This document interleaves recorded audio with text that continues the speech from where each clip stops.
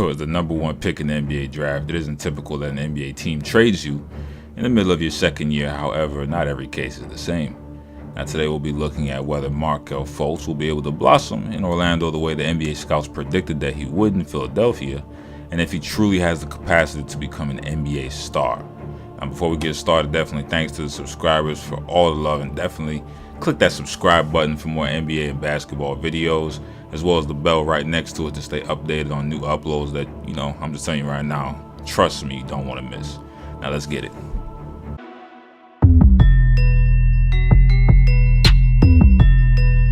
Now look, in case you missed it or you weren't watching college basketball a couple years ago, Markelle Fultz was straight up a phenom in college. All right, man, made waves with high volume scoring, his length and his versatility of moves, man.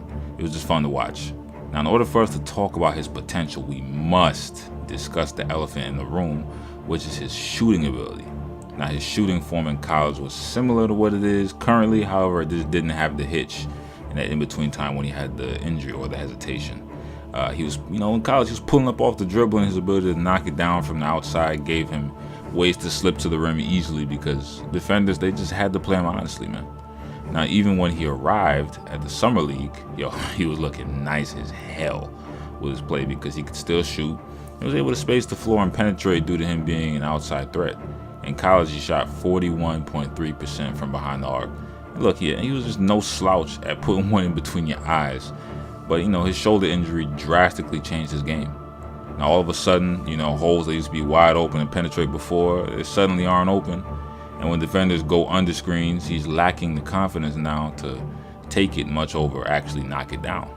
Now, the main reason that the 76ers traded him now instead of waiting on his development is that they realized championship windows are only open for so long. There's only a short amount of time you can actually capitalize, because just because you made it this far this year does not mean you're going to make it that far next year. And Fultz being injured right now, as well as him not being able to space in their condensed floor well at the moment, the Sixers, they are trying to knock off Boston, Milwaukee, and Toronto this postseason. All right, so they don't have time to play games. They don't have time to wait for this man. All right, and they are trying to capitalize on the moment. However, this works for Fultz as well because this gives him an opportunity to spread his wings in a low expectation situation / environment in Orlando, where #1 draft picks have had mucho success in the past, Shaq and Dwight. Orlando, currently they're the #10 seed in the East, man, and they're just in need of a star player for the future. Now, the main reason that Markelle would have been exceptionally difficult for him to succeed in his role in Philadelphia was that his teammate Ben Simmons and him, they basically would have the same role on the team. Now, I was expecting when Markelle came in that he could be an extra scoring punch because Ben was going to be assumed to be their point facilitator. But because Markelle, his shooting woes are going on right now with his shoulder, him and Ben would both be so heavy on ball. Both are point guards who are long and cannot space the floor well, and they would just have to do most of their work with the ball in their hand. And this is another reason why Markelle, since he couldn't shoot, it was going to be extremely difficult for him to succeed in Philly simply due to improper fit because of the thoracic outlet syndrome issue. Now, since Markelle and his agent, they are taking the proper time returning from his TOS injury, this should allow him to come back with a relatively decent jumper, praying to the Lord, relatively decent jumper, because honestly, if he comes back healthy and works his tail off, it can be. The only issue with his shooting, if he came back healthy, would just be in his head.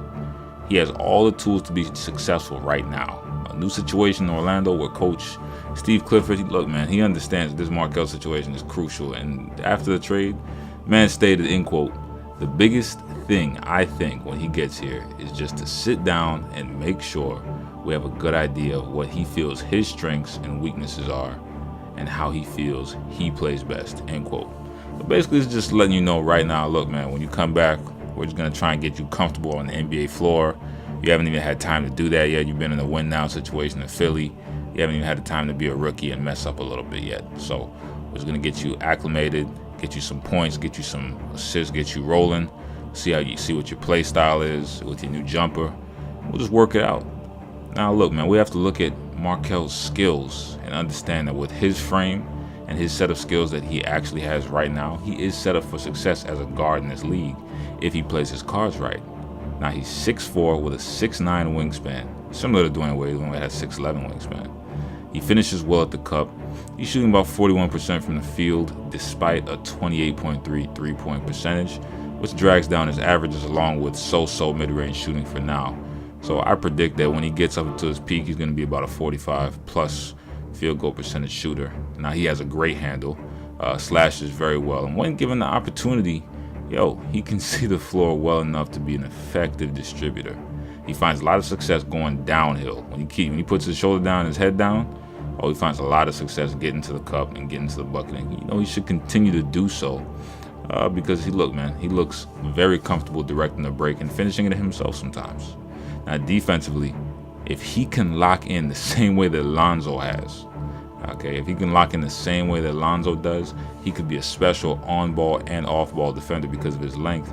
It could bother a lot of point guards. I saw it, quite frankly, in his first year or two. I've seen it. It bothers a lot of people, man, especially the way that he disrupts passing lanes. That's just annoying. Let's not forget that he's also the current record holder of the youngest player to record a triple-double, and that he can do a lot on the floor. I see a lot of potential with this kid. I see a lot of grown man moves, from his older highlights in the NBA, the NBA Summer League. I've seen a lot of grown man moves that he has, so he definitely has game. I see a lot of potential with this kid. However, I also see how things could end up if his confidence with his jumper never comes. Now, hopefully we can see him lead Orlando to being a powerhouse in the East once again and become the player that everyone thought he would be. And now with the recent All-Star selection of D'Angelo Russell, this just may be evidence that a trade/change of scenery, man, it can really change a lottery pick's career trajectory for the better. Now, if you like these kind of videos, definitely subscribe and click that bell. We are growing every day, and I feel the love. I got another one dropping today for y'all, so definitely look out for that as well. And you already know to never be mad at me, but be mad at yourself for being an underachiever. Play the outro.